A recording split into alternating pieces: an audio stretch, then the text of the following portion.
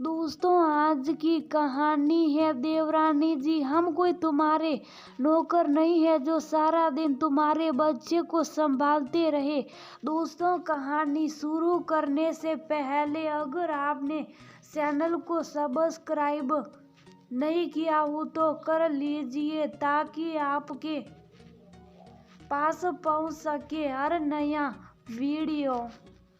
अरे ये क्या, शुभ तो जैसे पूरा सांस में नहाया हुआ है। शिविका जैसे ही ऑफिस से आई तो अपने 1 साल के बेटे की हालत देखकर हड़बड़ा गई। शिविका ने देखा सास ससुर और जेठानी वहीं बैठे पकोड़े खा रहे थे और जेठानी का बच्चे भी शुभ के आगे प्लेट में सॉस रखकर टीवी देखने में बिजी थी। उसी प्लेट में शुभ ने पूरा हाथ मलकर सॉस खाने की कोशिश की तो हाथ, कपड़े और मुंह सब जगह सॉस से किसी का भी ध्यान शुभ की तरफ नहीं था। शिविका ने जल्दी से शुभ को उठाया और अपनी सास से बोली कि मम्मी जी, शुभ की हालत तो देखिए, किसी ने इसको रोका नहीं। हम कोई तुम्हारे नौकर नहीं है जो सारा दिन तुम्हारे बच्चे को संभालते रहे और तुम आराम से ऑफिस में बैठी रहो। जेठानी एकदम बोली, भाभी कैसी बातें कर रही हैं आप? जब आपके बच्चे छोटे थे तब भी सबने मिलकर बच्चों का ध्यान रखा था ना, फिर शुभ का क्यों नहीं? अरे बहू, बच्चे तो ऐसा करते ही हैं, क्या हो गया? अब तुम आ गई हो तो इसके हाथ पैर धो लो और सबके लिए एक एक कप चाय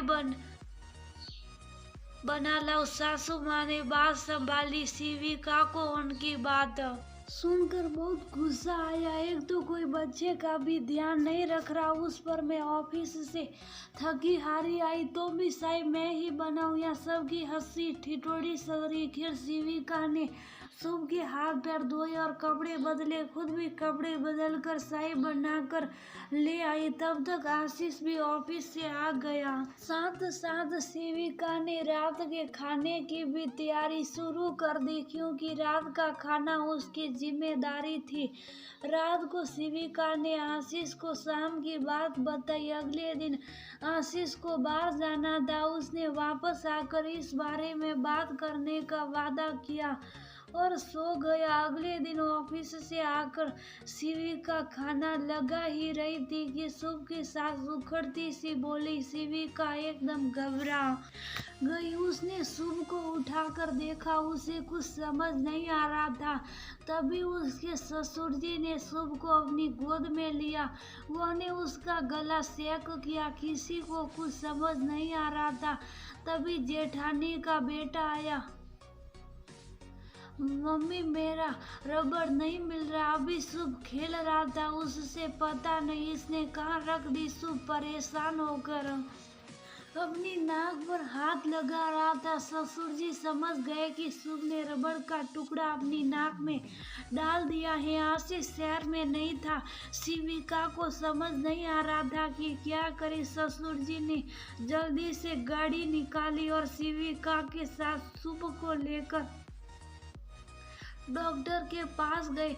डॉक्टर ने थोड़ी देर में ही रबड़ का टुकड़ा नाक से निकाल दिया। अगर थोड़ी देर और हो जाती तो बच्चे की सांस रुक जाती। शिविका अभी भी डर से कांप रही थी। घर आकर शिविका ने जेठानी के बेटे से कहा, तुमसे कितनी बार कहा है कि अपनी चीजें संभाल कर रखा करो। शुभ अभी छोटा है, उसे कुछ समझ नहीं। खेल खेल में कुछ भी अनहोनी हो सकती है, उसे क्यों डांट रही हो? देवरानी जी, तुम भी तो घर पर ही थी, तुम्हें अपने बेटे का ध्यान रखना चाहिए था। बस करो बहू, छोटी बहू खाने का काम कर रही थी। इतनी देर तुम खाली थी तो उसके बच्चे को संभाल सकती थी। शुभ भी इस घर का बच्चा है। अगर तुमसे बच्चा नहीं संभलता तो कल से खाने का काम तुम ही देखना। छोटी बहू बच्चा संभाल लेगी। तुम्हारे बच्चे खुद ही बड़े नहीं हो गए, हम सब ने मिलकर उनका ध्यान रखा, तभी तुम कुछ काम कर पाती थी। आशीष तो उन्हें हर वक्त अपने पास ही रखता था। आज उसी के बेटे को संभालने में तुम्हें नौकरानी का एहसास होने लगा। घर सबका है तो काम भी सबके हैं।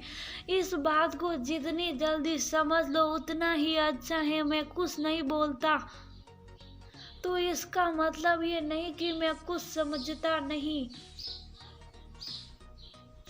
आज के बाद मुझे कुछ बोलना ना पड़े तो ही अच्छा है। सुमन जी समझा लेना। अपनी बड़ी बहू को कहकर नागेंद्र जी अपने कमरे में चले गए। सासू माँ ने बड़ी बहू की तरफ देखा। बहू, तुम्हारे ससुर जी ठीक कह रहे हैं। मैंने भी तुम्हें कभी नहीं टोका तो तुम कुछ ज्यादा ही बोलने लगी। अभी संभल जाओ तो अच्छा है। अपने दोनों बेटों में और लगाव में होने नहीं दूंगी। शिविका, तुम सुबह को सुलाकर अपना खाना कमरे में ही ले जाओ। बस इस वक्त उसे तुम्हारी जरूरत है।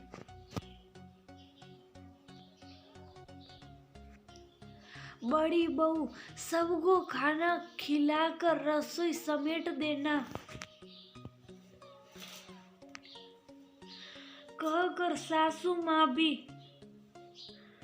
कमरे में चली गई। उसकी जेठानी